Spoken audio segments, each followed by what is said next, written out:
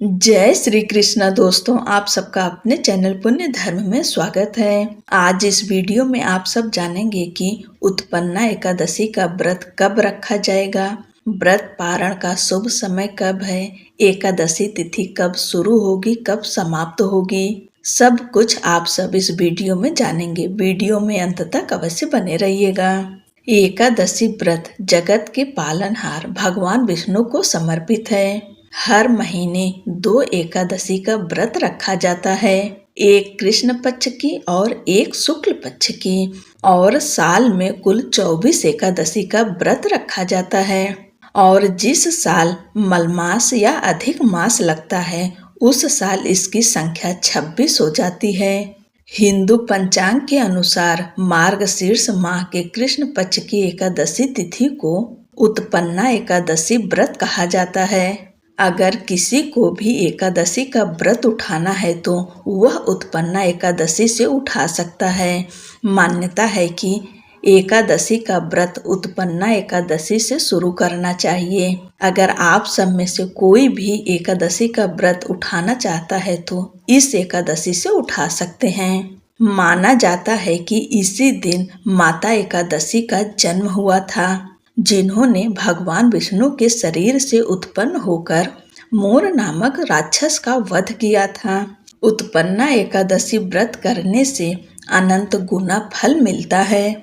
मान्यता है कि इस व्रत को करने से हजारों यज्ञ के बराबर पुण्य मिलता है। एकादशी व्रत करने से पापों से मुक्ति मिलती है और भगवान विष्णु की कृपा से जीवन में सुख समृद्धि आती है। आइए जानते हैं एकादशी तिथि कब प्रारंभ होगी। पंचांग के अनुसार अगहन या मार्गशीर्ष माह के कृष्ण पक्ष की एकादशी तिथि प्रारंभ होगी 14 नवंबर 2025 दिन शुक्रवार को देर रात 12:49 पर, और 15 तारीख की पूरे दिन एकादशी और रात्रि तक एकादशी रहेगी और एकादशी तिथि समाप्त होगी 16 नवंबर को सुबह 2:37 पर। ऐसे में उदया तिथि के अनुसार उत्पन्ना एकादशी का व्रत 15 नवंबर 2025 दिन शनिवार को रखा जाएगा। और आज का ब्रह्म मुहूर्त है सुबह 4:58 से लेकर सुबह 5:51 तक। ब्रह्म मुहूर्त में स्नान और पूजा करने से कई गुना फल प्राप्त होता है। और अभिजीत मुहूर्त है सुबह 11:44 से लेकर दोपहर 12:27 तक। विजय मुहूर्त दोपहर 1:53 से लेकर दोपहर 2:36 तक है। और शाम के समय यानी गोधूली मुहूर्त में पूजा का शुभ मुहूर्त है शाम 5:27 से लेकर शाम 5:54 तक। पूजा विधि। एकादशी व्रत का नियम दशमी से ही लागू हो जाता है, यानी शुक्रवार के ही दिन आप सब दशमी का नियम करेंगे। इस दिन शुद्ध सात्विक भोजन करेंगे। प्याज, लहसुन, मांस, मदिरा, मसूर की दाल, बैगन, चना, ये सब चीजें दशमी के दिन नहीं खाया जाता है। कोशिश करें कि इस दिन अगर आप चावल खाते भी हैं तो सुबह के समय भले खा लें, लेकिन दोपहर के बाद चावल का सेवन ना करें। अगर चल जाए तो आप दशमी के दिन चावल बिल्कुल ना खाएं। और एकादशी के दिन सुबह जल्दी उठें, ब्रह्म मुहूर्त में उठ जाएं, स्नान करें, स्वच्छ शुद्ध वस्त्र धारण करें। कोशिश करें कि पीले रंग का वस्त्र पहनें। भगवान सूर्य देव को अर्घ दें और अपने घर के मंदिर की साफ सफाई करके गंगा जल का छिड़काव करें, दीप प्रज्वलित करें और व्रत का संकल्प लें।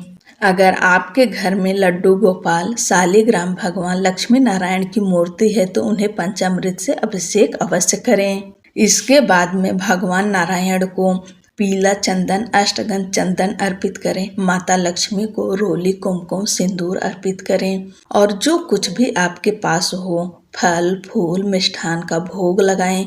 कोशिश करें कि अन्न का भोग ना लगाएं। एकादशी के दिन किसी भी देवी देवता को अन्न का भोग नहीं लगाया जाता। आप फल का भोग लगा सकते हैं या दूध से बनी मिठाई का भोग लगा सकते हैं। मखाने की खीर बनाकर भोग लगा सकते हैं। जो चीजें आप फलाहार में खाते हैं वह सब भगवान को अर्पित कर सकते हैं। और इस दिन उत्पन्ना एकादशी व्रत कथा अवश्य सुनना चाहिए। विष्णु चालीसा का पाठ करें। ओम नमो भगवते वासुदेवाय नमः मंत्र का 108 बार कम से कम जप करें। और अंत में एकादशी माता की आरती करें, भगवान विष्णु की आरती करें और पूजा पाठ में हुई गलती के लिए क्षमा प्रार्थना करें। शाम के समय फिर से शुद्ध होकर धूप दीप भोग प्रसाद पुष्प अर्पित करें।